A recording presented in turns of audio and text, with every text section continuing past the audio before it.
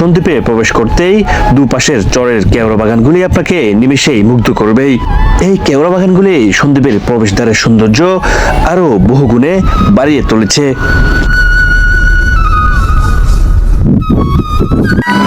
একটি speed boat এসেছে চট্টগ্রাম থেকে।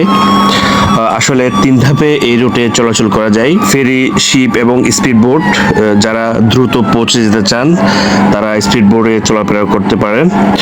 সেক্ষেত্রে ভাড়াটা আপনাকে একটু বেশি গুনতে হবে। প্রিয় বন্ধুরা, আমরা এখন এই ফেরিতে নামবো। শিপের সংশ্লিষ্টরা যাত্রীরা আমার যে সিঁড়িটি রয়েছে সেটি বাঁধার চেষ্টা করছেন। দেখেন কিভাবে মানুষ তাড়াহুড়ো করছেন। আপনারা অনেকেই জেনে থাকবেন এভাবেই তাড়াহুড়ো করে নামতে গিয়ে গত ঈদে ঢাকা সদরঘাটে 2 লঞ্চের মাঝে চাপা পড়ে 3 জনের মর্মান্তিক মৃত্যু হয়েছে। আপনার সময়ের চেয়ে জীবনের মূল্যটা অনেক বেশি হয়ে থাকে, তাই একটু নামার সময় একটু দেখে শুনে নামার চেষ্টা করবেন। সন্দ্বীপ চ্যানেলে যাতায়াতে এখানকার মানুষের প্রধান সমস্যা ছিল কাদামাটি মারিয়ে শিপে বা স্পিড বোটে ওঠা। কিন্তু এখনকার দৃশ্য দেখে মনে হলো সন্দ্বীপের মানুষের যাতায়াতে আগের মতো আর কাদায় হাঁটতে হয় না। শিপ থেকে নামতে নামতে সন্দ্বীপের প্রাচীন ইতিহাস ও সন্দ্বীপ কিসের জন্য বিখ্যাত সবগুলি জানিয়ে দেওয়ার চেষ্টা করব। সন্দ্বীপ হচ্ছে বাংলাদেশের প্রাচীনতম দ্বীপ।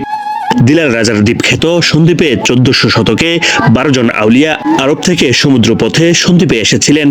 তখন নামাজের সময় হলে বঙ্গোপসাগরের বুকে একটি দ্বীপে নেমে যান তারা। দ্বীপে নেমে দেখেন কোনো জনমানব নেই। তখন তারা সেই দ্বীপের নামকরণ করেন শূন্যদ্বীপ, আর সেই শূন্যদ্বীপই হলো আজকের সন্দ্বীপ। এখানকার বেশিরভাগ মানুষ মাছ ধরার কাজে যুক্ত রয়েছেন। একসময় এই অঞ্চলে প্রচুর লবণ উৎপাদন হতো। কালে ভাদ্রে সেই শিল্প এখন বিলীন হয়ে গেছে। একসময় সন্দ্বীপে জাহাজ নির্মাণ হতো, রপ্তানি হতো বিভিন্ন উন্নত দেশে।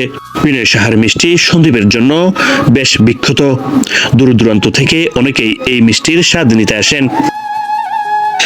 এখানকার প্রধান দর্শনীয় স্থানগুলো হলো মরিয়ম বিবি সাহেবানী মসজিদ, সুবিশাল শুকনা দিঘি এবং পশ্চিমে রহমতপুর এলাকার নদী পার। প্রিয় বন্ধুরা, আমি এই ভিডিওর দ্বিতীয় পর্বে বাংলাদেশের প্রাচীন ও প্রাকৃতিক সৌন্দর্য ঘেরা সন্দ্বীপের অপূর্ব সব নিদর্শনগুলি দেখানোর চেষ্টা করব। সে পর্যন্ত আমাদের তালফাত আল সাউনি ফেস বা ইউটিউব চ্যানেলে অ্যাক্টিভ থাকার অনুরোধ রইল।